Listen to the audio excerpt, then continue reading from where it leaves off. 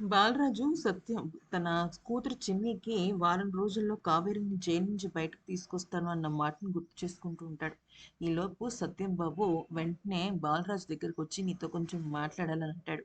దేని గురించి సత్యం బాబు అని అడిగితే, ఇన్నాళ్ళు కావేరి చెయ్యని తప్పుకు 11 ఏళ్ల పాటు శిక్షను అనుభవిస్తోంది.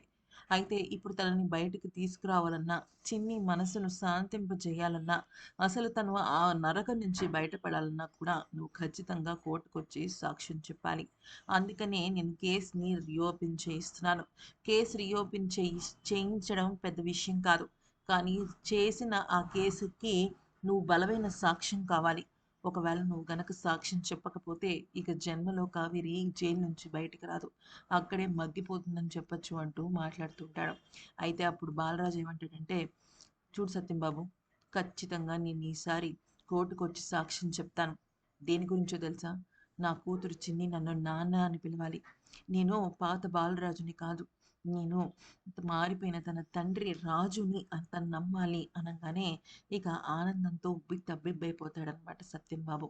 ఎందుకనంటే ఎప్పటినుంచో ఒక కలగా మిగిలిపోయింది. 11 సంవత్సరాలు పాపం చెయ్యని తప్పుకు నరకం అనుభవిస్తోంది. ఒక పక్కన తన కూతురు పరిస్థితి ఎలా ఉందో అర్థం కాక, తన అన్నయ్య కుటుంబాన్ని కాపాడుకుంటూ వేగలేక, ఇదంతా చేస్తున్న సత్యం బాబుకి, అలాగే కావేరికి బాలరాజు గుడ్ న్యూస్ చెప్తాడు. దాంతో ఆనందంతో ఉబ్బి తబ్బిబ్బైపోతాడనమాట.